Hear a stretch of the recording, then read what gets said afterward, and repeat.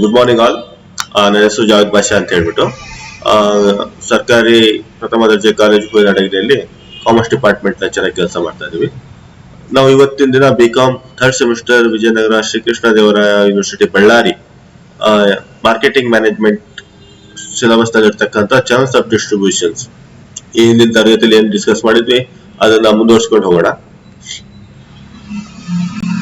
ಇಲ್ಲಿ ಹಿಂದಿನ ತರಗತಿಯಲ್ಲಿ ಕೂಡ ನಾವು ಚಾನಲ್ಸ್ ಆಫ್ ಡಿಸ್ಟ್ರಿಬ್ಯೂಷನ್ ಬಗ್ಗೆ ಡಿಸ್ಕಸ್ ಮಾಡಿದ್ವಿ. ಈ ತರಗತಿಯಲ್ಲಿ intermediates in the channels of distribution ಬಗ್ಗೆ ನಾವು ಡಿಸ್ಕಸ್ ಮಾಡೋಣ. ಅದ್ರ ಜೊತೆಗೆ ಕ್ಲಾಸಿಫಿಕೇಶನ್ ಆಫ್ ಡಿಸ್ಟ್ರಿಬ್ಯೂಷನ್ ಚಾನಲ್ಸ್ ಹಿಂದೆ ಡಿಸ್ಕಸ್ ಮಾಡಿದೀವಿ ನಾವು.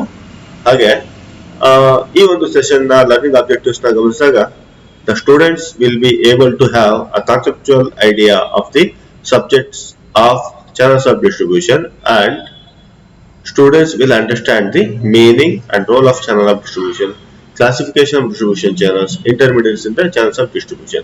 ಇಲ್ಲಿ ನಾವೇನೆಲ್ಲ ಕಲಿತಾ ಇದೀವಿ ಅಂದ್ರೆ ಈ ಹಿಂದಿನ ಕ್ಲಾಸಸ್ ಅಲ್ಲಿ ನಾವು ನೋಡಿದೀವಿ meaning and role of channels of distribution ಹಾಗೆ ಕ್ಲಾಸಿಫಿಕೇಶನ್ ಆಫ್ ಡಿಸ್ಟ್ರಿಬ್ಯೂಷನ್ ಚಾನಲ್ಸ್. ಹಾಗಾಗಿ ಈ ತರಗತಿಯಲ್ಲಿ ಮುಖ್ಯವಾಗಿ intermediaries in the channels of distribution ಬಗ್ಗೆ ನಾವು ಡಿಸ್ಕಸ್ ಮಾಡೋಣ ಮತ್ತು ಅದನ್ನು ನಾವು ಕಲಿತೀವಿ ಕೂಡ. ಸೊ ಲರ್ನಿಂಗ್ ಔಟ್ಕಮ್ಸ್ ನ ಗಮನಿಸಿದಾಗ students can be able to understand overview of the subject of channels of distribution and they will know about meaning and role of channels of distribution, classifications of distribution channels, intermediaries in the channels of distributions. ಹಾಗೇನೆ ಇವಾಗ ನಾವು channels of distributions ನೋಡಿದಾಗ ಯಾವುದೇ ಒಂದು ವಸ್ತುವನ್ನ ಗ್ರಾಹಕರು ತಲುಪಿಸುವಲ್ಲಿ ಮಧ್ಯವರ್ತಿಗಳು ಬಹಳ ಮುಖ್ಯ ಪಾತ್ರ ವಹಿಸ್ತಾರೆ, ಬಹಳ ಮುಖ್ಯವಾದ ಪಾತ್ರವನ್ನ ವಹಿಸ್ತಾರೆ. ಸೊ ಇದನ್ನ ನಾವು ಗಮನಿಸಿದಾಗ ನಾವು ಇಲ್ಲಿ ಕೂಡ ನೋಡ್ಬೋದು ಮಿಡ್ಲ್ ಮ್ಯಾನ್ ನಿಂದ ಎರಡು ಹಂತದಲ್ಲಿ ಇರುತ್ತೆ. ಒಂದು ಮರ್ಚೆಂಟ್ಸ್ ಮಿಡ್ಲ್ ಮ್ಯಾನ್, ಎರಡನೇದು ಏಜೆಂಟ್ ಮಿಡ್ಲ್ ಮ್ಯಾನ್ ಅಂತ ಹೇಳಿ. ಇಲ್ಲಿ ಮರ್ಚೆಂಟ್ಸ್ ಮಿಡ್ಲ್ ಮ್ಯಾನ್ ನೋಡಿದಾಗ ಹೋಲ್ಸೇಲರ್ಸ್ ಬರ್ತಾರೆ, ರಿಟೇಲರ್ಸ್ ಬರ್ತಾರೆ. ಇಲ್ಲಿ ಹೋಲ್ಸೇಲರ್ಸ್ ಅಂದ್ರೆ ಯಾವುದೇ ವಸ್ತುಗಳನ್ನ ಹೋಲ್ಸೇಲ್ ಪ್ರೈಸ್ ಗೆ ಮಾರುವಂತ ಮಾರಾಟಗಾರ. ಅದೇ ಇವರು ವಸ್ತುಗಳನ್ನ ಉತ್ಪಾದನೆ ಮಾಡೋದಿಲ್ಲ, ಈ ವಸ್ತುಗಳನ್ನ ಉತ್ಪಾದಕರಿಂದ ಪಡೆದುಕೊಂಡು ಗ್ರಾಹಕರಿಗೆ ಕನ್ಸೆಷನ್ ರೇಟ್ ಅಥವಾ ಒಂದು ಸ್ವಲ್ಪ ಕಡಿಮೆ ಬೆಲೆಗೆ ಮಾರಾಟ ಮಾಡುವಂತ ಅಥವಾ ಬಲ್ಕ್ ಆಗಿ ಮಾರಾಟ ಮಾಡುವಂತ ಪ್ರಕ್ರಿಯೆಯನ್ನು ಹೊಂದಿರತಕ್ಕಂಥವ್ರು ಹೋಲ್ಸೇಲರ್ಸ್. ಮತ್ತೆ ರಿಟೇಲರ್ಸ್, ನಾವು ಕೆಲವೊಂದು ವಸ್ತುಗಳ ರಿಟೇಲ್ ಶಾಪ್ ಕೊಂಡ್ಕೊಂಡಾಗ ಸ್ವಲ್ಪ ಕಡಿಮೆ ಬೆಲೆಗೆ ಸಿಗುತ್ತಲ್ಲ, ಇವರು ಕೂಡ ಹೋಲ್ಸೇಲರ್ ತರಾನೇ ಉತ್ಪಾದಕರಿಂದ ವಸ್ತುಗಳನ್ನ ಖರೀದಿ ಮಾಡಿಬಿಟ್ಟು ಏನ್ ಮಾಡ್ತಾರೆ, ಸ್ವಲ್ಪ ಮಾರ್ಜಿನ್ ಇಟ್ಟು ಅಂದ್ರೆ ಪ್ರಾಫಿಟ್ ಮಾರ್ಜಿನ್ ಅಲ್ಲಿ ಮಾರಾಟ ಮಾಡುವಂತ ಪ್ರಕ್ರಿಯೆಯಲ್ಲಿ ಭಾಗಿಯಾಗಿರ್ತಕ್ಕಂಥ ಮಿಡ್ಲ್ ಮ್ಯಾನ್ ಗಳಾಗಿರ್ತಾರೆ.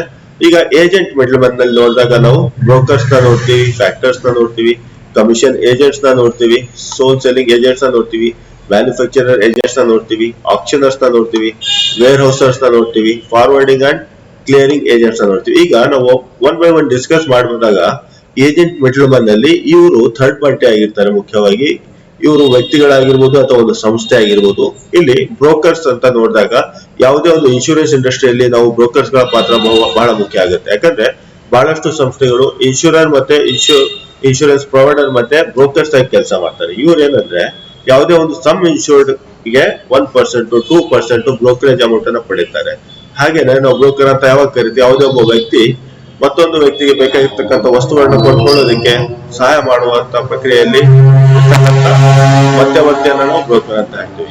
ಈಗ ಯಾವುದೇ ಒಂದು ಎಕ್ಸಾಂಪಲ್ ಹೇಳ್ಬೇಕಂದ್ರೆ ಒಂದು ಮನೆ, ಯಾರೋ ಒಬ್ಬ ವ್ಯಕ್ತಿ ಮನೆ ಹುಡುಕ್ತಾ ಇದ್ದಾನೆ ಅಂದಾಗ ಅವನಿಗೆ ಅಲ್ಲಿ ಸಹಾಯ ಮಾಡುವಂತ ವ್ಯಕ್ತಿ ನಾವು ಬ್ರೋಕರ್ ಅಂತ ಹೇಳ್ತೀವಿ. ಯಾಕೆ ಹೇಳ್ತೀವಿ ಅಂದ್ರೆ ಇವರು ಎರಡೂ ಕಡೆ ಕೂಡ ಕೆಲಸ ಮಾಡ್ತಾರೆ, ಎರಡೂ ಕಡೆಯಿಂದ ಕೂಡ ಕಮಿಷನ್ ಪಡಿತಾರೆ. ಯಾಕಂದ್ರೆ ಬ್ರೋಕರ್ಗೆ ಮನೆ ಮಾಲೀಕರು ಗೊತ್ತಿರ್ತಾರೆ, ಅವನು ಮನೆ ಹೋಗಿರ್ತಕ್ಕಂಥ ಗ್ರಾಹಕರು ಗೊತ್ತಿರ್ತಾರೆ. ಅದೇ ತರ ಒಂದು ಇನ್ಶೂರೆನ್ಸ್ ಕಂಪನಿಯಲ್ಲಿ ಇನ್ಶೂರೆನ್ಸ್ ಕಂಪನಿಗೆ ಬ್ರೋಕರ್ಸ್ ಬಗ್ಗೆ ಗೊತ್ತಿರುತ್ತೆ, ಹಾಗೆ ಗ್ರಾಹಕರಿಗೂ ಕೂಡ ಬ್ರೋಕರ್ಸ್ ಬಗ್ಗೆ ಗೊತ್ತಿರುತ್ತೆ. ಹಾಗಾಗಿ ಇವರು ಎರಡು ಪಾರ್ಟಿಯವರಿಗೂ ಕೂಡ ಪರಿಚಯಸ್ಥರಾಗಿರ್ತಾರೆ. ಹಾಗಾಗಿ ಇವ್ರನ್ನ ನಾವು ಬ್ರೋಕರ್ಸ್ ಅಂತ ಹೇಳ್ತೀವಿ. ಈಗ ಎರಡು ಫ್ಯಾಕ್ಟರ್ಸ್ ಕೂಡ ಬಹಳ ಮುಖ್ಯವಾದಂತ ಏಜೆಂಟ್ ಮಿಡ್ಲ್ ಮ್ಯಾನ್ಗಳು. ಇಲ್ಲಿ ಫ್ಯಾಕ್ಟರ್ಸ್ ಅಂದ್ರೆ ಫ್ಯಾಕ್ಟರಿಂಗ್ ಅಂತ ಒಂದು ಕಾನ್ಸೆಪ್ಟ್ ಅನ್ನ ನಾವು ಈ ಹಿಂದೆ ಕೂಡ ಕಲ್ತಿರ್ಬೋದು. ಫ್ಯಾಕ್ಟರಿಂಗ್ ಅಲ್ಲಿ ಮುಖ್ಯವಾಗಿ ಏನಾಗುತ್ತೆ, ಯಾವುದೇ ಒಬ್ಬ ವ್ಯಕ್ತಿ ತನಗೆ ಬೇಕಾಗಿರ್ತಕ್ಕಂಥ ಒಂದು ವಸ್ತು ಕೊಂಡ್ಕೊಳ್ಳೋದಕ್ಕೆ ಸಹಾಯ ಮಾಡ್ತಾರೆ. ಹೇಗೆ ಸಹಾಯ ಮಾಡ್ತಾರೆ ಅಂದ್ರೆ ಇವರು ಗ್ರಾಹಕರ ಪರವಾಗಿ ಆ ಒಂದು ವಸ್ತುವನ್ನು ಕೊಂಡ್ಕೊಳ್ಳೋದಕ್ಕೆ ಸಾಲದ ರೂಪದಲ್ಲಿ ಕೊಂಡ್ಕೊಳ್ಳೋದಕ್ಕೆ ಅವರು ಸಹಾಯ ಮಾಡ್ತಾರೆ. ಅಂದ್ರೆ ಈ EMIs ಎಲ್ಲ ಬರ್ತಾವಲ್ವ, EMI ಕಾನ್ಸೆಪ್ಟ್ಸ್ ಎಲ್ಲ ಅವು ಒಂದು ಫ್ಯಾಕ್ಟರಿಂಗ್ ಒಂದು ರೂಪನೇ ಆಗಿರುತ್ತೆ. ಇದನ್ನ ನಾವು ಸಾಮಾನ್ಯವಾಗಿ ಮಧ್ಯಮ ವರ್ಗದ ಜನ ಹೆಚ್ಚಾಗಿ ಬಳಕೆ ಮಾಡೋದು ನೋಡ್ತಾ ಇದ್ದೀವಿ. ಹೇಗಂದ್ರೆ ಯಾವುದೇ ಒಂದು ಅಂಗಡಿಗೆ ಹೋಗಿರಿ ನೀವು, ತುಂಬಾ ದುಬಾರಿ ಆಗಿರ್ತಕ್ಕಂಥ ವಸ್ತುಗಳನ್ನ ಅವ್ರು ಏನ್ ಮಾಡ್ತಾರೆ, 20,000 ವಸ್ತು ಅಂದ್ರೆ ಅದಕ್ಕೆ ಈಕ್ವಲ್ ಇನ್ಸ್ಟಾಲ್ಮೆಂಟ್ಸ್ ಅಲ್ಲಿ ಕೊಡ್ತಾರೆ. ಫಾರ್ ಎಕ್ಸಾಂಪಲ್ 20,000 ಅದಕ್ಕೆ ಈಕ್ವಲ್ ಇನ್ಸ್ಟಾಲ್ಮೆಂಟ್ ಅಲ್ಲಿ 1100 ರೂಪಾಯಿ 20 ಇನ್ಸ್ಟಾಲ್ಮೆಂಟ್ ಅಂತ ಅಂದ್ರೆ ಮೇಲಿನ ಒಂದು 100 ರೂಪಾಯಿ ಏನಿದೆ 20 ಇನ್ಸ್ಟಾಲ್ಮೆಂಟ್ ಗೆ ಅದು ಅವರ ಒಂದು ಪ್ರಾಫಿಟ್ ಆಗಿರುತ್ತೆ ಅಂತ ಹೇಳಿ ಅಷ್ಟೇ. ಹೌದಾ? ಹಾಗೆ ಕಮಿಷನ್ ಏಜೆಂಟ್ಸ್ ಒಂದು ಸಮ್ ಪೋರ್ಷನ್ ಆಫ್ ಕಮಿಷನ್ ಗೋಸ್ಕರ ಅವ್ರು ಕೆಲಸ ಮಾಡ್ತಾ ಇರ್ತಾರೆ. ಸೋಲ್ ಸೆಲ್ಲಿಂಗ್ ಏಜೆಂಟ್ಸ್ ನೋಡ್ತೀವಿ, ಮ್ಯಾನುಫ್ಯಾಕ್ಚರರ್ ಏಜೆಂಟ್ಸ್ ನೋಡ್ತೀವಿ. ಮುಖ್ಯವಾಗಿ ಮ್ಯಾನುಫ್ಯಾಕ್ಚರರ್ ಏಜೆಂಟ್ಸ್ ಮುಖ್ಯವಾಗಿ ಈ ಮ್ಯಾನುಫ್ಯಾಕ್ಚರಿಂಗ್ ಇಂಡಸ್ಟ್ರೀಸ್ ನೋಡ್ಬೋದು. ಸ್ಟೀಲ್ ಇಂಡಸ್ಟ್ರಿ ಆಗಿರ್ಬೋದು, ಕಂಪ್ಯೂಟರ್ ಸಾಫ್ಟ್ವೇರ್ ಮಾರಾಟ ಮಾಡುವಂತ ಇಂಡಸ್ಟ್ರೀಸ್ ನಾವು ನೋಡ್ಬೋದು. ಮತ್ತೆ ಆಕ್ಷನರ್ಸ್ ಅಂತ ಹೇಳಿ, ಇಲ್ಲಿ ಆಕ್ಷನರ್ಸ್ ಅಂದ್ರೆ ಯಾವುದೇ ಒಂದು ವಸ್ತುಗಳನ್ನ ಹರಾಜು ರೂಪದಲ್ಲಿ ಮಾರಾಟ ಮಾಡ್ಲಿಕ್ಕೆ ಸಹಾಯ ಮಾಡುವಂತ ಸಂಸ್ಥೆ ಆಗಿರ್ಬೋದು, ವ್ಯಕ್ತಿ ಆಗಿರ್ಬೋದು. ಇಲ್ಲಿ ಬೆಸ್ಟ್ ಎಕ್ಸಾಂಪಲ್ ನಾವು ಏನ್ ತಗೋಬಹುದು, IPL ಆಕ್ಷನ್. ಪ್ರತಿ ವರ್ಷ ಕೂಡ ನಮಗೆ ಗೊತ್ತಿದೆ, ನಾವೆಲ್ಲ ಕೂಡ ಗಮನಿಸಿದೀವಿ IPL ಅಲ್ಲಿ ಆಕ್ಷನ್ ಹೇಗೆ ನಡೀತಾ ಇದೆ ಅಂತ. ಅಲ್ಲಿ ಒಂದು ಸಂಸ್ಥೆ ಅಥವಾ ಒಬ್ಬ ವ್ಯಕ್ತಿ ಎಲ್ಲ ಫ್ರಾಂಚೈಸಿ ತಂಡಗಳಿಗೆ ಒಂದು ಕಡೆ ಸೇರುವಂತ ಅವಕಾಶ ಮಾಡಿಕೊಟ್ಟಿದ್ದಾರೆ. ಅದೇ ತರ ಆ ಒಂದು ಕ್ರಿಕೆಟ್ ಲೀಗ್ ಅಲ್ಲಿ ಆಡ ಬಯಸುವಂತ ಆಟಗಾರರು ಕೂಡ ಅಲ್ಲಿ ಒಂದು ಪ್ಲಾಟ್ಫಾರ್ಮ್ ಕ್ರಿಯೇಟ್ ಮಾಡಿದ್ದಾರೆ. ಸೊ ಇಲ್ಲಿ ಆಟಗಾರರು ಮತ್ತು ಫ್ರಾಂಚೈಸಿಗಳಿಗೆ ಇಬ್ಬರಿಗೂ ಒಂದು ಪ್ಲಾಟ್ಫಾರ್ಮ್ ಕ್ರಿಯೇಟ್ ಮಾಡಿ ತಾವು ಆ ಒಂದು ಆಟಗಾರರಿಗೆ ತಮ್ಮ ಮೂಲ ಒಂದು ಮೊತ್ತ ಏನಿದೆ ಅದರ ಮೇಲೆ ಅಲ್ಲಿಂದ ಅವರು ಶುರು ಆಗುತ್ತೆ ಹರಾಜು ಪ್ರಕ್ರಿಯೆ. ಏನಂದ್ರೆ ಮುಖ್ಯವಾಗಿ ನಾವು ಇಲ್ಲಿ ಗಮನಿಸಬೇಕಾಗಿರೋದು, ಆಕ್ಷನರ್ಸ್ ಅವರು ಆ ಒಂದು ಆಟಗಾರನ ಮತ್ತೆ ಫ್ರಾಂಚೈಸಿ ಇಬ್ರು ಕಡೆಯಿಂದಾನು ಕೂಡ ಸಮ್ ಪೋರ್ಷನ್ ಆಫ್ ಕಮಿಷನ್ ನ ರಿಸೀವ್ ಮಾಡ್ತಾರೆ. ಆಕ್ಷನ್ ಅಂದ್ರೆ ಹರಾಜು ಮಾಡುವಂತ ಪ್ರಕ್ರಿಯೆ. ಇತ್ತೀಚೆಗೆ ನಾವು IPL ಆಕ್ಷನ್ ನ ನೋಡ್ಬೋದು. ಅಲ್ಲಿ ನಾವು ತುಂಬಾ ಮುಖ್ಯವಾಗಿ ಗಮನಿಸಿದ್ವಿ ಕೂಡ, ಹೇಗೆ ಒಬ್ಬ ವ್ಯಕ್ತಿ ಒಂದು ಆಟಗಾರ ಮೂಲ ಬೆಲೆ 2 ಕೋಟಿ ಇದೆ ಅಂದ್ರೆ ಅವ್ನು ಹೇಗೆ ಅದನ್ನ ರೈಸ್ ಮಾಡ್ಕೊಂತ ಹೋಗ್ತಾನೆ, ಹೇಗೆ ಫ್ರಾಂಚೈಸಿಗಳು ಅದಕ್ಕೆ ಬಿಡ್ ಮಾಡ್ತಾರೆ, ಹೇಗೆ ಅವನ್ನ ಕೊಂಡ್ಕೊಳ್ತಾರೆ. ಸೊ ಈ ಎಲ್ಲ ಪ್ರಕ್ರಿಯೆ ನಡೆಸ್ಕೊಂಡು ಹೋಗುವಂತ ಒಂದು ಸಂಸ್ಥೆ, ಒಂದು ವ್ಯಕ್ತಿಗೆ ನಾವು ಆಕ್ಷನರ್ಸ್ ಅಂತ ಹೇಳ್ತೀವಿ. ಇದು ಕೇವಲ ಒಂದು ಕ್ರಿಕೆಟ್ ಅಥವಾ ಒಂದು ಕ್ರೀಡೆಯಲ್ಲಿ ಅಷ್ಟೇ ಅಲ್ಲ, ಪ್ರತಿಯೊಂದು ವಸ್ತುನ ಮಾರಾಟದಲ್ಲೂ ಕೂಡ ನಾವು ನೋಡ್ತೀವಿ. ಕೆಲವೊಂದು ಅತ್ಯಮೂಲ್ಯವಾದ ವಜ್ರಗಳು ಆಗಿರ್ಬೋದು, ಹಳೆ ಕಾಲದ ನಾಣ್ಯಗಳಾಗಿರ್ಬೋದು, ಅಥವಾ ಯಾವುದೋ ಒಂದು ಅಪರೂಪದ ವಸ್ತುಗಳಾಗಿರ್ಬೋದು, ಇವುಗಳು ಅಂತಾರಾಷ್ಟ್ರೀಯ ಮಟ್ಟದಲ್ಲಿ ಅಥವಾ ರಾಷ್ಟ್ರೀಯ ಮಟ್ಟದಲ್ಲಿ ಅಥವಾ ಯಾವುದೇ ಒಂದು ಊರಿನಲ್ಲಿ ಹರಾಜಿನ ಮೂಲಕ ಮಾರಾಟ ಮಾಡೋದನ್ನ ಗಮನಿಸಬಹುದು. ಅದೇ ತರ ಸ್ಥಳೀಯವಾಗಿ ಕೂಡ ಗಮನಿಸಿದಾಗ ಬ್ಯಾಂಕುಗಳು ಯಾವ ವ್ಯಕ್ತಿ ಸಾಲ ತಗೊಂಡು ಸಾಲ ಹಿಂದಿರುಗಿಸಕ್ಕೆ ಆಗದೆ ಇರ್ತಕ್ಕಂಥ ಸಂಬಂಧದಲ್ಲಿ ಆ ವಸ್ತುಗಳನ್ನ ಒಂದು ವೆಹಿಕಲ್ಸ್ ಗಳನ್ನ ಜಪ್ತಿ ಮಾಡಿದಾಗ ಅವರು ಹರಾಜಿನ ರೂಪದಲ್ಲಿ ಅದನ್ನು ಮಾರಾಟ ಮಾಡ್ತಾರೆ. ಮತ್ತೆ ಆ ಹರಾಜಿನ ಮಾರಾಟಗಾರಿಕೆ ನಡೆಸ್ಕೊಳ್ಳಿಕ್ಕೆ ಒಬ್ಬ ವ್ಯಕ್ತಿಯನ್ನು ನೇಮಿಸಿರ್ತಾರೆ ಅಥವಾ ಒಂದು ಸಂಸ್ಥೆ ನೇಮಿಸಿರ್ತಾರೆ. ಅವ್ರನ್ನ ನಾವು ಆಕ್ಷನರ್ಸ್ ಅಂತ ಹೇಳ್ತೀವಿ. ಇವರು ಮುಖ್ಯವಾಗಿ ಸ್ವಲ್ಪ ಪ್ರಾಫಿಟ್ ಅಥವಾ ಒಂದು ಕಮಿಷನ್ ಬೇಸಿಸ್ ಮೇಲೆನೆ ಕೆಲಸ ಮಾಡ್ತಾ ಇರ್ತಾರೆ. ಅದೇ ತರ ವೇರ್ ಹೌಸರ್ಸ್ ಅಂದ್ರೆ ಉಗ್ರಾಣದಲ್ಲಿ ದಾಸ್ತಾನು ಮಾಡುವಂತ ಪ್ರಕ್ರಿಯೆ ಅಂತ ನಾವು ಹೇಳ್ಬೋದು. ಯಾಕಂದ್ರೆ ಯಾವುದೇ ಒಂದು ಈಗ ವಸ್ತುಗಳನ್ನು ಮುಖ್ಯವಾಗಿ 2 ಪ್ರಕಾರ ನೋಡ್ತೀವಿ, ಪೆರಿಷೇಬಲ್ಸ್, ನಾನ್ ಪೆರಿಷೇಬಲ್ಸ್. ಪೆರಿಷೇಬಲ್ಸ್ ಅಂದ್ರೆ ಬಹಳ ಬೇಗ ಕೆಡುವಂತ ವಸ್ತುಗಳು, ನಾನ್ ಪೆರಿಷೇಬಲ್ ಅಂದ್ರೆ ಎಷ್ಟೇ ದಿನ ಕೂಡ ನಾವು ಅದನ್ನ ಬಳಸಬಹುದಂತ ವಸ್ತುಗಳು ಅಂತ. ಯಾಕಂದ್ರೆ ಹೂವು, ಹಣ್ಣು, ತರಕಾರಿ ಇವೆಲ್ಲ ಪೆರಿಷೇಬಲ್ ವಸ್ತುಗಳು. ಗಾಜು ಇವೆಲ್ಲ ಪೆರಿಷೇಬಲ್ ವಸ್ತು. ಗಾಜು ಯಾಕೆ ಪೆರಿಷೇಬಲ್ ಅಂತ ಹೇಳ್ತೀನಿ ಅಂದ್ರೆ ಅದನ್ನ ಸ್ವಲ್ಪ ಕೈಜಾರಿ ಬಿಟ್ಟಾಗ ಒಡೆದು ಹೋಗುವಂತ ಸಾಧ್ಯತೆ ಬಹಳ ಇರುತ್ತೆ. ಹಾಗಾಗಿ ಅದು ಪೆರಿಷೇಬಲ್ ಅಂತ ನಾನು ಕನ್ಸಿಡರ್ ಮಾಡಕ್ ಇಷ್ಟಪಡ್ತೇನೆ. ಯಾಕಂದ್ರೆ ಅದನ್ನ ಒಂದು ಜೋಪಾನ ಮಾಡೋದು ಬಹಳ ಮುಖ್ಯ ಆಗುತ್ತೆ. ಅನ್ಲೆಸ್ ಅದನ್ನ ಒಂದು ಗ್ರಾಹಕರನ್ನ ತಲುಪಿಸೋವರೆಗೂ ಕೂಡ ಅದರ ಒಂದು ತುಂಬಾ ಕ್ವಾಲಿಟಿ ಅಥವಾ ಕ್ವಾಂಟಿಟಿಯನ್ನ ಮೇಂಟೈನ್ ಮಾಡೋದು ತುಂಬಾ ಅವಶ್ಯಕ ಆಗಿರೋದ್ರಿಂದ ಅದನ್ನ ನಾನು ಪೆರಿಷೇಬಲ್ ಅಂತ ಕನ್ಸಿಡರ್ ಮಾಡಕ್ ಇಷ್ಟಪಡ್ತೀನಿ. ಈಗ ನೀವು ಯಾವುದೇ ಒಂದು ಹೂವಿನ, ಹಣ್ಣು, ತರಕಾರಿಗಳನ್ನು ನೋಡಿದಾಗ ಅದನ್ನ ಕೆಡದಂತೆ ಕಾಪಾಡ್ಲಿಕ್ಕೆ ಒಂದು ವೇರ್ ಹೌಸ್ ನ ವ್ಯವಸ್ಥೆ ಬೇಕಾಗಿರುತ್ತೆ. ಸೊ ಇಂಥ ಒಂದು ವ್ಯವಸ್ಥೆಯನ್ನ ಅಂದ್ರೆ ಪ್ರತಿದಿನ ನೀವು ಅಲ್ಲಿ ಸಂಗ್ರಹಣೆ ಮಾಡ್ಲಿಕ್ಕೆ ಅವರು ಅವಕಾಶ ಮಾಡಿಕೊಡ್ತಾರೆ ಅಷ್ಟೇ. ಅಲ್ಲಿ ಪ್ರತಿದಿನ ಅಂದ್ರೆ ನೀವು ಹೂವು, ಹಣ್ಣು, ತರಕಾರಿಗಳನ್ನ ಒಂದ್ ಕಡೆ ಸಂಗ್ರಹಣೆ ಮಾಡಿ ಮಾರಾಟ ಮಾಡ್ಲಿಕ್ಕೆ ವ್ಯವಸ್ಥೆ ಮಾಡ್ಕೊಡೋದಕ್ಕೆ ಏನಂತ ಹೇಳ್ತೀವಿ ನಾವು ವೇರ್ ಹೌಸರ್ಸ್ ಅಂತ ಹೇಳ್ತೀವಿ. ಮುಖ್ಯವಾಗಿ ಈ ಎಲ್ಲ ವ್ಯವಸ್ಥೆಗಳನ್ನ ನಾವು ಸಾಮಾನ್ಯವಾಗಿ APMC ಗಳಲ್ಲಿ ನೋಡ್ಬೋದು. ಯಾಕಂದ್ರೆ ಅಲ್ಲಿ ಆಹಾರ ಧಾನ್ಯಗಳನ್ನ, ತರಕಾರಿಗಳನ್ನ ಒಂದ್ ಕಡೆ ಶೇಖರಣೆ ಮಾಡ್ಲಿಕ್ಕೆ, ಸಂಗ್ರಹಣೆ ಮಾಡ್ಲಿಕ್ಕೆ ಸರ್ಕಾರದವರು ಅಥವಾ ಯಾವುದೇ ಒಂದು ಸಾರ್ವಜನಿಕೇತರ ಸಂಸ್ಥೆಗಳು, ವ್ಯಕ್ತಿಗಳು ಆ ರೈತರಿಗೆ, ಮಾರಾಟಗಾರರಿಗೆ ವ್ಯವಸ್ಥೆ ಮಾಡಿಕೊಟ್ಟಿರ್ತಾರೆ on the basis of commission. So ಇದಕ್ಕೆ ನಾವು ಏನಂತ ಹೇಳ್ತೀವಿ, warehousers channels of distribution ಅಂತ ಹೇಳ್ತೀವಿ. ಹಾಗೇನೆ ಫಾರ್ವರ್ಡಿಂಗ್ ಅಂಡ್ ಕ್ಲಿಯರಿಂಗ್ ಏಜೆಂಟ್ಸ್, ಇವುಗಳು ಮುಖ್ಯವಾಗಿ ನಾವು ಡೆರಿವೇಟಿವ್ಸ್ ಮಾರ್ಕೆಟ್ ನ ಗಮನಿಸಿದಾಗ ಈ 2 ಅಂಶಗಳು ನಮಗೆ ತಿಳಿಯುತ್ತವೆ. ಯಾಕಂದ್ರೆ ಇವು ಅಂತಾರಾಷ್ಟ್ರೀಯ ಮಟ್ಟದಲ್ಲಿ ಪ್ರತಿಯೊಂದು ಸಂಸ್ಥೆ, ಪ್ರತಿಯೊಂದು ದೇಶ ಕೂಡ ಈ ವ್ಯವಸ್ಥೆಯನ್ನು ಹೊಂದಿರುತ್ತೆ. ಫಾರ್ವರ್ಡಿಂಗ್ ಮತ್ತೆ ಕ್ಲಿಯರಿಂಗ್ ಏಜೆಂಟ್ಸ್ ಅಂದ್ರೆ ಅಂತಾರಾಷ್ಟ್ರೀಯ ಮಟ್ಟದಲ್ಲಿ ಹಣಕಾಸಿನ ವಿನಿಮಯದಲ್ಲಿ, ಕರೆನ್ಸಿ ವಿನಿಮಯದ ಸಂದರ್ಭದಲ್ಲಿ ಫಾರ್ವರ್ಡಿಂಗ್ ಆಪ್ಷನ್ ಯೂಸ್ ಮಾಡ್ತೀವಿ. ಮತ್ತೆ ಕ್ಲಿಯರಿಂಗ್ ಏಜೆಂಟ್ಸ್ ಇವ್ರು ಏನ್ ಮಾಡ್ತಾರೆ, ಅಲ್ಲಿ ಸ್ವಲ್ಪ portion of some portion of commission ತಗೊಂಡ್ಬಿಟ್ಟು ಅಲ್ಲಿ ಕರೆನ್ಸಿ ಎಕ್ಸ್ಚೇಂಜ್ ಸಹಾಯ ಮಾಡ್ತಾರೆ. ಮತ್ತೆ ಅಂತಾರಾಷ್ಟ್ರೀಯ ಮಾರುಕಟ್ಟೆಯಲ್ಲಿ ಮಾರುಕಟ್ಟೆಯಲ್ಲಿ ಶೇರ್ ಪರ್ಚೇಸ್ ಮಾಡೋದಕ್ಕೆ, ಸೇಲ್ ಮಾಡೋದಕ್ಕೆ ಸಹಾಯ ಮಾಡ್ತಾರೆ. ಸೊ ಇವೆಲ್ಲವೂ ಕೂಡ ಬಹಳ ಮುಖ್ಯವಾಗಿ ನಾವು ಡೆರಿವೇಟಿವ್ಸ್ ಕಾನ್ಸೆಪ್ಟ್ ಅಲ್ಲಿ ಅಥವಾ ಫೈನಾನ್ಸ್ ಸೆಕ್ಟರ್ ಅಲ್ಲಿ ನೋಡುವಂತ ಪ್ರಕ್ರಿಯೆ ಆಗಿದೆ. ಯಾವುದು? ಫಾರ್ವರ್ಡಿಂಗ್ ಮತ್ತೆ clearing agents.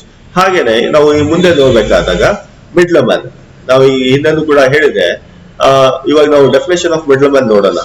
Definition of middle man ಏನಂದ್ರೆ, ಬ್ಯಾಕ್ ಮ್ಯಾನ್ ಮತ್ತೆ ಅದರ್ಸ್ ಅವರು ಹೇಳ್ತಾರೆ, middle man is one who specialises in performing operations or rendering services that are directly involved in the purchase and sale of goods in the process of the flow from producer to final consumers. ಅಂದ್ರೆ ಯಾವುದೇ ಒಬ್ಬ ವ್ಯಕ್ತಿ ಮಾರಾಟಗಾರ ಮತ್ತು ಉತ್ಪಾದಕರ ನಡುವೆ ಒಂದು ಸಂಬಂಧ ಬೆಸೆತಾನೆ, ಅವನು ಆ ಒಂದು ವಸ್ತುಗಳನ್ನ ಮಾರಾಟ ಮಾಡುವುದರಲ್ಲಿ ನಿಪುಣ ಆಗಿರ್ತಾನೆ ಅಂತ ಹೇಳ್ಬಿಟ್ಟು. ಹಾಗೇನೆ ಇಲ್ಲಿ middlemans are broadly classified into 2 categories. ಒಂದು ಮರ್ಚೆಂಟ್ ಮಿಡ್ಲ್ಮನ್. ಇಲ್ಲಿ ಮರ್ಚೆಂಟ್ ಮಿಡ್ಲ್ಮನ್ ಅಂದ್ರೆ the intermediaries would take title to and possession of the goods from the members of distribution channel and channelize them to the subsequent members in the channel sequence. ಇವ್ರನ್ನ ಮರ್ಚೆಂಟ್ ಮಿಡ್ಲ್ಮನ್ ಅಂತ ಹೇಳ್ತೀವಿ. ಹಾಗೆ ಎರಡನೇದಾಗಿ wholesale ಮಿಡ್ಲ್ಮನ್. ಇಲ್ಲಿ wholesale ಮಿಡ್ಲ್ಮನ್ ಅಂದ್ರೆ a wholesaler is and merchant middleman who buys in his own name goods in bulk and sells them in his own name in large quantities. So ಅಂದ್ರೆ ಯಾವುದೇ ಒಬ್ಬ ವ್ಯಕ್ತಿ ತನ್ನ ಒಂದು ಹೆಸರಿನಲ್ಲಿ ವಸ್ತುಗಳನ್ನ ಮಾರಾಟ ಮಾಡ್ತಾನೆ. ಅಂದ್ರೆ ಈ ಒಂದು ಪ್ರಕ್ರಿಯೆ ಮುಖ್ಯವಾಗಿ ಕಂಪ್ಯೂಟರ್ ಮಾರಾಟ ಮಾಡುವಲ್ಲಿ ನಾವು ನೋಡ್ಬೋದು, ಲ್ಯಾಪ್ಟಾಪ್ ಮಾರಾಟ ಮಾಡಿ. ಯಾಕಂದ್ರೆ ಯಾವುದೇ ಒಂದು ಸಂಸ್ಥೆ, ಮೊಬೈಲ್ ಎಲೆಕ್ಟ್ರಾನಿಕ್ಸ್ ಉಪಕರಣದ ಯಾವುದೋ ಒಂದು ಸಂಸ್ಥೆ ನೋಡಿದಾಗ ಅವರು ಎಲ್ಲಾ ಬಿಡಿ ಭಾಗಗಳನ್ನು ತಾವೇ ಉತ್ಪಾದನೆ ಮಾಡೋದಿಲ್ಲ. ಯಾಕಂದ್ರೆ ಪ್ರತಿಯೊಂದು ಬಿಡಿ ಭಾಗಗಳನ್ನು ಕೂಡ ಬೇರೆ ಬೇರೆ ಸಂಸ್ಥೆಗಳು ಉತ್ಪಾದನೆ ಮಾಡ್ತಾರೆ. ಅವರು ಅದನ್ನ ಅಸೆಂಬಲ್ ಮಾಡಿ ತಮ್ಮ ಹೆಸರನ್ನ ನಮೂದನೆ ಮಾಡಿ ಅದನ್ನು ಮಾರಾಟ ಮಾಡ್ತಾರೆ. ಇವನ್ನ ಏನಂತ ಹೇಳ್ತೀವಿ? ಹೋಲ್ಸೇಲ್ ಮಿಡ್ಲ್ಮನ್ ಅಂತ ಹೇಳ್ತೀವಿ. ಈಗ ಎಕ್ಸಾಂಪಲ್ ಹೇಳ್ಬೇಕಂದ್ರೆ ಆಪಲ್ ಐಫೋನ್ ನಾವು ನೋಡಿದಾಗ ಅದರ ಒಂದು ಗ್ಲಾಸ್ಗಳು ಚೀನಾದಲ್ಲಿ ತಯಾರಾಗ್ತವೆ, ಅದಕ್ಕೆ ಬೇಕಾದ ಸಾಫ್ಟ್ವೇರ್ಸ್ ಅಮೆರಿಕದಲ್ಲಿ ತಯಾರಾಗ್ತವೆ, ಅದಕ್ಕೆ ಬೇಕಾದ ಬಟನ್ಸ್ ಗಳು ಫ್ರಾನ್ಸ್ ಅಥವಾ ಬೇರೆ ದೇಶಗಳಲ್ಲಿ ತಯಾರಾಗ್ತವೆ. ಆದ್ರೆ ಅದನ್ನ ಅಸೆಂಬಲ್ ಪ್ರಪಂಚದ ಬೇರೆ ಬೇರೆ ದೇಶಗಳಲ್ಲಿ ಮಾಡ್ತಾರೆ. ಭಾರತ ದೇಶ ಸೇರಿದಂತೆ ಬೇರೆ ಬೇರೆ ದೇಶದಲ್ಲಿ ಅವರ ಒಂದು ಅಸೆಂಬಲಿಂಗ್ ಘಟಕಗಳಿದಾವೆ. ಸೊ ಅಲ್ಲಿಂದ ಅವ್ರು ತಯಾರು ಮಾಡಿ ಅದನ್ನ ಗ್ರಾಹಕರಿಗೆ ತಲುಪುವಂತ ವ್ಯವಸ್ಥೆ ಮಾಡ್ತಾ ಇದ್ದಾರೆ. ಇದಕ್ಕೆ ಏನಂತ ಹೇಳ್ತೀವಿ? ನಾವು ಹೋಲ್ಸೇಲ್ ಮಿಡ್ಲ್ಮನ್ ಅಂತ ಹೇಳ್ತೀವಿ. ಈಗ wholesale may be classified on the basis of area, commodity, functions performed, product lines handled. ಇವುಗಳ ಆಧಾರದ ಮೇಲೆ ನಾವು ಹೋಲ್ಸೇಲ್ ಮಿಡ್ಲ್ಮನ್ ಗಳನ್ನ ಬೇರೆ ಬೇರೆ ರೀತಿಯಾಗಿ ವಿಭಾಗ ಮಾಡ್ತೀವಿ. ಸೊ ರಿಟೇಲರ್ಸ್ ಅಂತ ಬರ್ತಾರೆ. ಇಲ್ಲಿ ರಿಟೇಲರ್ಸ್ ಅಂದ್ರೆ ಯಾರು? ರಿಟೇಲರ್ಸ್ ಅಂದ್ರೆ retail trade is the sale of goods in small quantities to the final consumers. A person engaged in such a business is known as a retailer. ಅಂದ್ರೆ ರಿಟೇಲರ್ ಅಂದ್ರೆ small quantities to the final consumer. ಅಂದ್ರೆ ಸಣ್ಣ ಒಂದು, ಅಂದ್ರೆ ಈಗ ಯಾವುದೇ ಒಬ್ಬ ಗ್ರಾಹಕ ಬಲ್ಕ್ ಆಗಿ ವಸ್ತುಗಳನ್ನ ಕೊಂಡ್ಕೊಳ್ಳೋದಕ್ಕೆ ಇಷ್ಟಪಡೋದಿಲ್ಲ. ಅವರ ಅವಶ್ಯಕತೆ ಎಷ್ಟಿದೆ ಅಷ್ಟು ಮಾತ್ರ ವಸ್ತುಗಳನ್ನ ಅವ್ರು ಕೊಂಡ್ಕೊಳ್ಳೋದಕ್ಕೆ ಇಷ್ಟಪಡ್ತಾ ಇರ್ತಾರೆ. ಹಾಗೆ ಒಬ್ಬ ಗ್ರಾಹಕನ ಅಗತ್ಯಕ್ಕೆ ತಕ್ಕಂತೆ ಬೇಕಾದಷ್ಟು ವಸ್ತುಗಳನ್ನ ಮಾರಾಟ ಮಾಡುವಂತ ವ್ಯವಸ್ಥೆ ಹೊಂದಿರತಕ್ಕಂಥ ನಾವೇಂತ ಹೇಳ್ತೀವಿ? ರಿಟೇಲರ್ಸ್ ಅಂತ ಹೇಳ್ತೀವಿ. ಹಾಗೇನೆ ಇಲ್ಲಿ ಟೈಪ್ಸ್ ನೋಡಿದಾಗ ಇಟಿನರೆಂಟ್ ಟ್ರೇಡರ್ಸ್ ಮತ್ತೆ ಸ್ಮಾಲ್ ಶಾಪ್ಸ್ ಅಂತ ಬರ್ತವೆ. ಇಲ್ಲಿ ಇಟಿನರೆಂಟ್ ಅಂದ್ರೆ ಈಗ ನಾವು ಈ ಒಂದು ಮೋರ್ ಶಾಪ್ಸ್ ನ ನೋಡ್ಬೋದು, ಬಿಗ್ ಬಜಾರ್ಸ್ ನ ನೋಡ್ಬೋದು. ಹಾಗೆ ಸ್ಮಾಲ್ ಶಾಪ್ ಎಕ್ಸಾಂಪಲ್ಸ್ ನಮ್ಮ ಮನೆ ಸುತ್ತಮುತ್ತ ಇರ್ತಕ್ಕಂಥ ಕಿರಾಣಾ ಶಾಪ್ ನಾವು ಬೆಸ್ಟ್ ಎಕ್ಸಾಂಪಲ್ಸ್ ಅಂತ ತಗೋಬಹುದು. ಹಾಗೆ ಟೈಪ್ಸ್ ನೋಡಿದಾಗ itinerant traders they have no fixed place of business but they move from one place to another to sell their goods. They mainly deals in fruits, vegetables, eggs, milk, glassware, etc. ಹೌದಾ? ಈಗ small shop ನೋಡಿದಾಗ small shops limited turnover but they move from one place to another to sell their goods. Toys, furniture, jewelleries ಇವೆಲ್ಲ ಕೆಲವೊಂದು examples. ಹಾಗೇನೆ ಈ ಒಂದು ಇವತ್ತಿನ ಸೆಷನ್ಗೆ ಸಂಬಂಧಪಟ್ಟಂತೆ ನಾವು ಪ್ರಶ್ನೆಗಳನ್ನ ನೋಡಿದಾಗ ಮೊದಲನೇದಾಗಿ who is middleman? Middleman ಅಂದ್ರೆ ಯಾರು? ಒಂದೇದು ಸ್ಪೆಷಲೈಸಸ್ ಇನ್ ಪರ್ಫಾರ್ಮಿಂಗ್ ಆಪರೇಷನ್, ಅಥವಾ B rendering services, C purchase and or sale of goods to final consumers, D all of the above. ಇದಕ್ಕೆ ಉತ್ತರ ಏನಾಗಿರ್ಬೋದು? ಯಾಕಂದ್ರೆ ಒಬ್ಬ ಮಿಡ್ಲ್ ಮ್ಯಾನ್ ಎಲ್ಲ ಕೆಲಸ ಮಾಡ್ತಾರೆ. He specialising in performing operations, he rendering services, he purchase and sale of goods to the final consumers ಅಲ್ವಾ? ಹಾಗಾಗಿ ಇಲ್ಲಿ ಉತ್ತರ ಏನಾಗಿದೆ? All of the above. ಯಾಕಂದ್ರೆ ಇವರು ಮೇಲಿನ ಎಲ್ಲಾ ಕೆಲಸಗಳನ್ನು ಮಾಡ್ತಾರೆ. ಎರಡನೇ ಪ್ರಶ್ನೆ ಗಮನಿಸಿದಾಗ the classification of middle man is, ಹೇಗೆ ನಾವು ಅದನ್ನ ಕ್ಲಾಸಿಫೈಡ್ ಮಾಡ್ತೀವಿ ಅವ್ರನ್ನ ಅಂತ. Merchant middle man, retailers, both A and B, none of the above. ನಾ ಹೇಳ್ತಾ ಇದ್ದೆ ಈ ಹಿಂದೆ ಮಿಡಲ್ ಮನ್ ನ ಮುಖ್ಯವಾಗಿ ಎರಡು ಪ್ರಕಾರ ಅಂತ. ಹಾಗಾಗಿ ಉತ್ತರ ಏನು? Both A and B, merchant middle man and retailers. ಮೂರನೇ ಪ್ರಶ್ನೆ ನೋಡಿದಾಗ what are the examples for itinerant traders. Examples ನ ಹೇಳ್ಬೇಕಾದ್ರೆ ಹೇಳಿದೆ, ಇಲ್ಲಿ ಮುಖ್ಯವಾಗಿ ಹಾಕರ್ಸ್ ಬರ್ತಾರೆ, ಪೆಡ್ಲರ್ಸ್ ಬರ್ತಾರೆ, ಸ್ಟ್ರೀಟ್ ವೆಂಡರ್ಸ್ ಬರ್ತಾರೆ. ಹಾಗಾಗಿ ಉತ್ತರ all of the above, D ಆಗಿರುತ್ತೆ.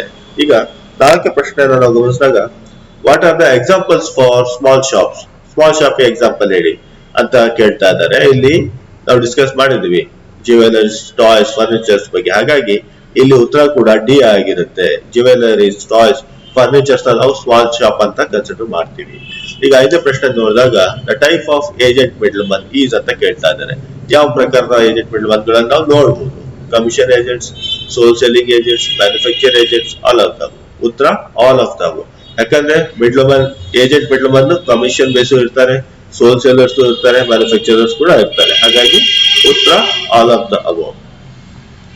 ಈ ಒಂದು ನಾವು ಏನೆಲ್ಲ ರೆಫರೆನ್ಸ್ ಮಾಡಿದ್ವಿ ಅಂತ ನೋಡಿದಾಗ ಈ ಹಿಂದೆ ನಾವು ಹೇಳ್ದಂಗೆ ಕರುಣಾಕರನ್ ಕೆ ಅವರ marketing management, Philip Kotler, Kevin Lane Keller, Abraham Koshy, ಮಿಥಲೇಶ್ವರ್ ಅವರ ಮಾರ್ಕೆಟಿಂಗ್ ಮ್ಯಾನೇಜ್ಮೆಂಟ್ 13th ಎಡಿಷನ್, ಹಾಗೆ ಶರ್ಲಾಕರ್ ಎಸ್ ಎ ಮತ್ತೆ ಕೃಷ್ಣಮೂರ್ತಿ ಅವರ ಮಾರ್ಕೆಟಿಂಗ್ ಮ್ಯಾನೇಜ್ಮೆಂಟ್ ಬುಕ್, ಹಾಗೆ ವಿಲಿಯಂ ಜಿ ಸ್ಟ್ಯಾನ್ಟನ್ ಅವರ ಫಂಡಮೆಂಟಲ್ ಆಫ್ ಮಾರ್ಕೆಟಿಂಗ್, ಈ ಎಲ್ಲಾ ಪುಸ್ತಕಗಳನ್ನು ನಾವು ಈ ಒಂದು ಸೆಷನ್ಗೆ ನಾವು ರೆಫರ್ ಮಾಡಿದ್ವಿ.